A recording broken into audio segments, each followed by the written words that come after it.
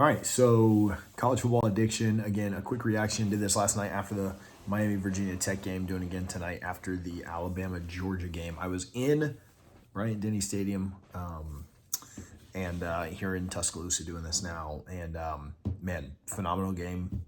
Said before. The idea to come to this was to try and go to the game of the year, and certainly feels like that's what we saw.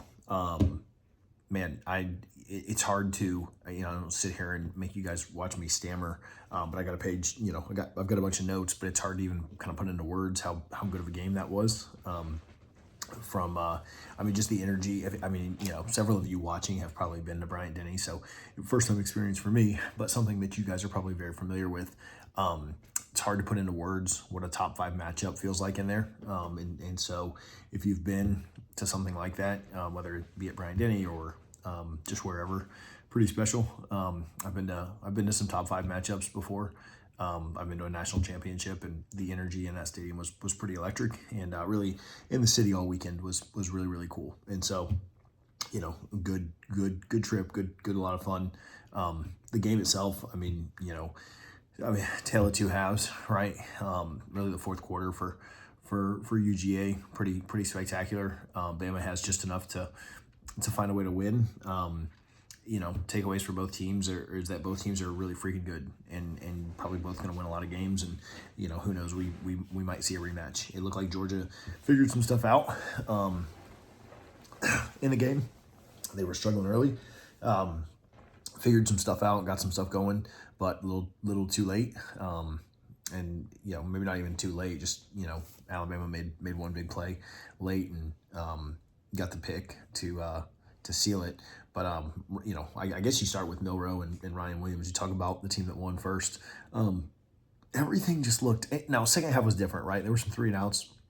They had to punt a few times, but everything just looked so incredibly easy for Jalen Milroe, and nothing looked easy for Carson Beck early. And so that, to me, that was the biggest difference. Obviously, when you take a 28-0 lead, and then you're up 30-7 at 1.2, everything is easy. They just kept scoring drive after drive after drive. And whether he was hitting the tight end or he was hitting Williams or he was hitting a back or just whomever, like everything was just wide open. It was super simple. Georgia's defense wasn't getting home.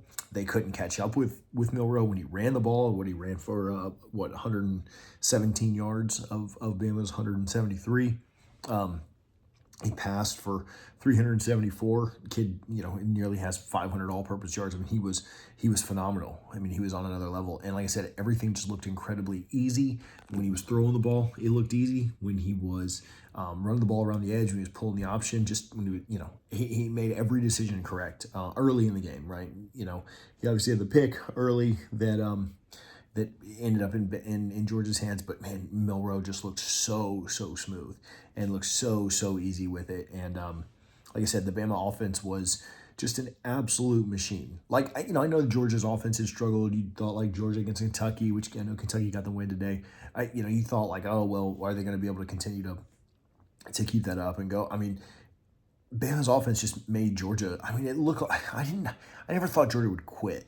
But I didn't, and Bama's defense was playing really well, and Beck was really, really bad. And it just kind of felt like, obviously you didn't think you were going to get the biggest comeback of top 5 game history and Georgia's biggest comeback and everything. Now, obviously, they didn't win the game, so those don't go down as official records, but that's what they would have been if not for the way that it ended with Bama winning. But I never thought that, UGA would quit, per se. Like, I never thought that, like, oh man, they might quit on them. But I did think, like, all right, it would get to a point where you just kind of like Bama would keep scoring. It would be so far, and But credit to UGA. As much credit as you give to Bama for the way they started. Credit to UGA for sticking around and not giving up. And that doesn't surprise anybody watching this. Like if you're a Bama fan or UGA fan, whatever, oh wow, they kept playing, right? Like, I'm glad they kept playing and didn't quit because we got a fantastic game because of it. But just the way that their effort, stayed pretty consistent. The way that they started to shut Alabama down on defense, the way that they got that score. They get a score. It's 30-7 at half, right? And Kirby's so good with halftime adjustments. Like everybody knows that. Everybody, like, that's one of his calling cards, right? That he is going to adjust at halftime. But they score, to come out of the half. They make it 30-15, like halfway through the third. and Bama goes down and answers, but they answer with a field goal. And at that point, man, like you're up by 18 points. Like you're thinking like this is not going to, like Bama is going to win this thing. And I mean the roar when UGA fumbled right after that. Like Bama scores to make it an 18-point game, and UGA fumbles. And you're thinking like, oh, well, this is it. Like up 3 scores with the ball, Bama goes 3 and out. I don't know, like it's hard to fault the offense when they were so good for the entire game and good really early, good late, good for the whole first half. Like, but you know, bad time for a 3 and out. UGA scores, Bama has to punt right back to them, and UGA immediately goes from 18 to down 5. Right, like they tried to go for 2 at once and didn't get it, but they like within a matter of like moments, it became a game again. It felt like, you know, there was just the clock. I don't know if you guys felt like this, but the clock just felt, I mean, and I didn't really have a rooting interest in this. The people next to me kept telling, you know, sitting by a bunch of Alabama fans, of course, and they're just like, you're Roll Tide, right? You're Roll. And I'm like, well, I don't really care. But, you know, it just felt like, because you're with all of those Alabama fans, it felt like you're kind of like cheering for Alabama, right? And that's kind of the side that like the energy in the stadium is certainly cheering for, and everybody around you. So it's not like I was going to be, I mean, I wasn't outwardly cheering for anybody, but it's not like I was going to be outwardly cheering for Georgia or, you know, whatever. But, you know, you kind of feel like if you're looking at it from the Bama perspective of them holding on, it just felt like the clock was never ending. It felt like the clock would just never run out. And I don't know if you guys felt that, like, you know, it's like when you have a big lead in a basketball game, right? And you're just waiting for that clock to end, or you're up by 8, you know, in a baseball game, and you're just trying to count outs or whatever. Like that's what it almost felt like that. Like, and Bama, you know, I think when UGA made it 30, what was it? It was 33-15 at that point. Bama had like 8 plays. Like they ran 3 plays and 3 and out, and then they did get a first down, but they ran 5 plays, 3 and out. And gave the ball back to Georgia twice very quickly. Carson Beck got hot. Like that second half, Carson Beck got incredibly hot. What did he finish with? 439 yards, 3 touchdowns, 3 picks. Certainly the one at the end was big, but he had a couple of really, really big ones. Threw one from his own 10 or whatever. Like I mean, he was the definition of hot and cold, just barely over 50%, 27 for 50. That's a 54% completion percentage. Georgia couldn't get much going on the ground, 80 yards rushing, but Carson Beck was really good in that comeback. It took them from, I mean, shoot, it was 33-15, and they got it all the way to 33-34. So they did get it. They did score 19 straight to get the lead. And man, at that point, you know, the air, like, I mean, they showed the girl on the screen like crying, you know, like, and everybody with their hands in their face and everything else. And man, that was a tough look. It felt like Bama was in a lot of trouble at that point. There was obviously plenty of time left, and it's probably good that UGA scored as quick as they did, but then Bama obviously came back and scored even quicker. But you know, a testament to UGA. What was it, 28-0, and then they ended up making it. I mean, they went on a 34-5 run. If you think about it like that, right? You scored 34 points to their 5. I'll talk about Ryan Williams in a second, but I haven't seen a replay yet, so I'll say that, right? You guys might have seen a really good replay of this. I didn't love the grounding call. They gave Bama the safety. I thought that the wide receiver and the defensive back were kind of jockeying a little bit, and then once they were kind of both hand fighting, like he kind of gave up on the route or there was a miscommunication. But I didn't think he was throwing that away, and also I didn't know that like just throwing it down the field, throwing it away was like, I mean, like that's all. Like I didn't love that call. I thought that he was throwing it where he thought the receiver was going to go, and it was more of a miscommunication, or the wide receiver kind of gave up on it. You know, I know there are probably a lot of Bama fans watching this because you guys won, but so I'm not trying to take 2 points away from you. I think you end up winning the game either way. But I didn't love that call. I didn't think that was right. I thought that that wasn't. I didn't think that was a safety, but you know, whatever. Bama gets it, and they, you know, UGA goes on a 34-5 run in the most insane comeback that you could even imagine. Like, I've been to Death Valley. You know, both of them. I've been to Baton Rouge, which is the one I think of, and then I've been to Clemson. I've been to games inside of Doak, obviously. Been to the Swamp. Been to I mean, I've been to a national championship in Pasadena. I thought that was super loud. I've been to Jerry's World. I've been to Raymond James. I've been out of the Miami. I've been kind of all over Hard Rock. Um, the loudest I think I can remember is probably Baton Rouge, but I don't know the noise in that first half, especially in the first quarter when they were just scoring and stopping and intercepting the ball and getting jacked for the game and showing Trump on TV and just everything else, like the noise in that stadium. Well, I guess that was the second quarter when he came on, but the noise that like the crowd showed out, right? Like it was one of, I mean, I think about like the big moments I've been in different stadiums, and yeah, I think that was up there with like LSU 2016. Like, I've heard people say like, oh, Bryant-Denny doesn't really feel like a college stadium, and they don't get as loud. I don't know, man. I don't know what y'all are hearing, but that place was loud, and so credit to the Bama fans there. And then, I mean, you kind of finish with Ryan Williams, right? 6 for 177, a touchdown. Obviously, the 75-yarder in which he made a good Georgia secondary look absolutely ridiculous. He is. It's almost not fair that Jeremiah Smith came out this same year, because I think Jeremiah Smith is like remarkably talented and could probably play in the NFL like next year. And maybe Ryan could too. I don't, that'd be wild. 18 years old in the NFL. But it's almost not fair that Jeremiah Smith came out, is the same year as Ryan Williams, because Ryan Williams would be like undoubtedly like the best freshman that we've seen in a while. And he's not, because Jeremiah is there. But those two are ridiculous. And I'm not even saying Jeremiah is like leagues better than him or anything. I'm just saying like he's not undoubtedly the best, because there's another guy that's also like on his level. Ryan Williams, though, I don't even understand how he's as good as he is.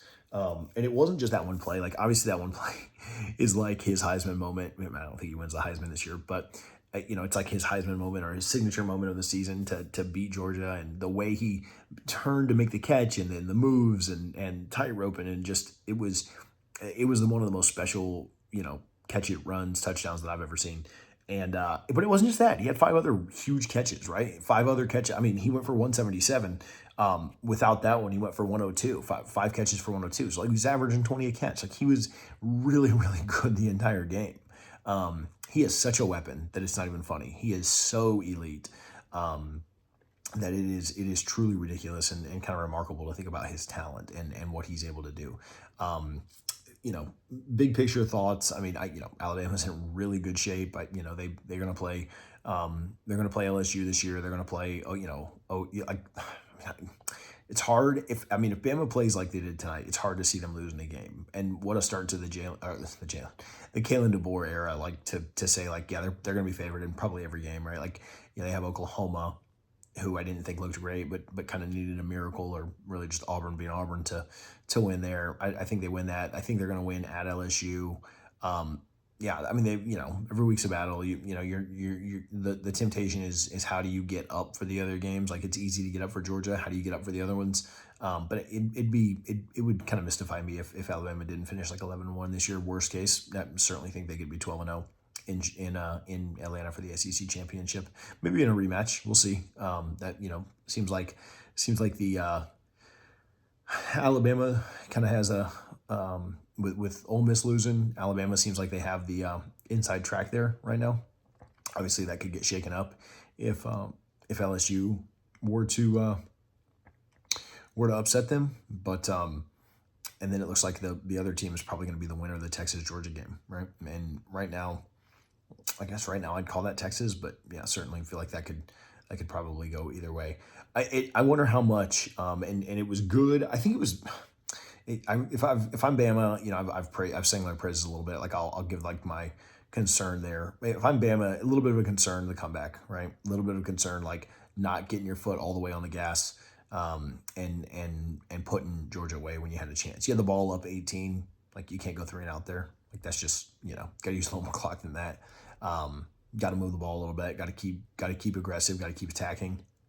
I need to go back and rewatch the game. This is kind of just a raw emotional, kind of reaction. But yeah, I need to go back and rewatch it. I don't know if that's more on execution, more on coaching, like what the calls were there. But I mean, everything else they were doing all night just was working phenomenally. I don't know why they went away from some stuff, but coaches are, creatures of habit, and it's hard not to get conservative and not try and melt that clock away.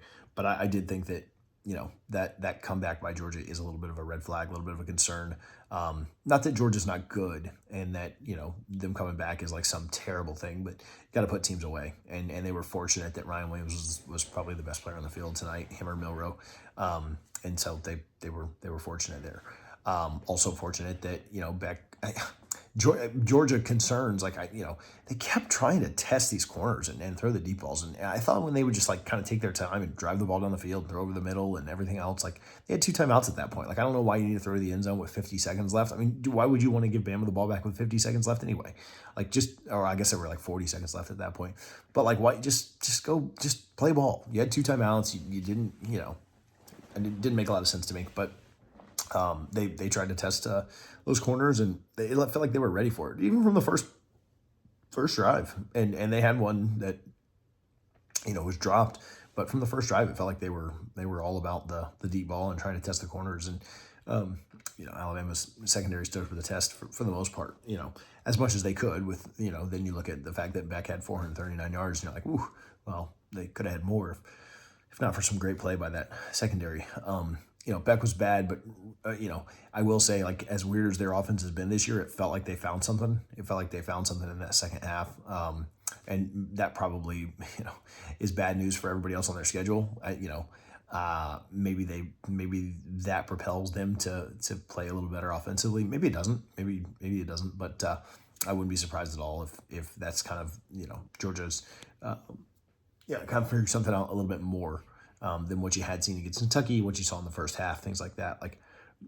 Beck was not great at moments in this game. That interception where he was right in front of me. I think he was standing inside of his own 10, certainly inside of his own 20 when he threw it, but I think inside of his own 10. That was a horrible interception. It was right to the guy. And the first one wasn't much better. So, but he looked sharper for sure. I didn't love the last play, his last pick, but I just didn't love I didn't love where he went with that ball, and the defender made a really good play. But I do think, ideally for Georgia, you've kind of learned some things, you figured some things out, let that hurt a little bit and then get back to work, because, another opponent next week that you need to go out and beat.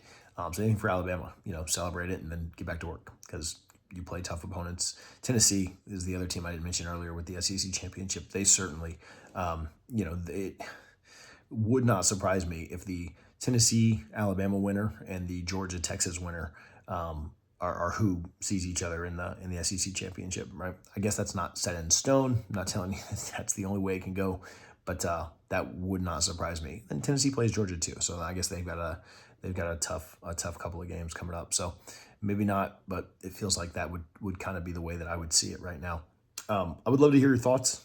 Again, incredible experience, incredible game to go to. I couldn't have picked a better one, right? And so a lot of fun, really enjoyed it. If you get a chance to go to a big time game, do it. You won't regret it. It's also great to watch a college football game and have no stress, not worry about what your team's doing or have your team pissing you off. When they're playing, you can just kind of enjoy college football for what it is. And I was thankful to do that today, and thankful that we got an all-time classic. It felt like I kind of wanted overtime, but it worked out the way it did. It was pretty special. So appreciate you guys for tuning in. If you're a Bama fan, if you're a Georgia fan, you guys have massive games all year. If you appreciate the analysis or the takes, hit that subscribe button. We'll certainly talk about this game some when I get back to Tampa, but a lot of the future stuff that you'll have in the upcoming weeks too. So thank you guys for tuning in to College Football Addiction.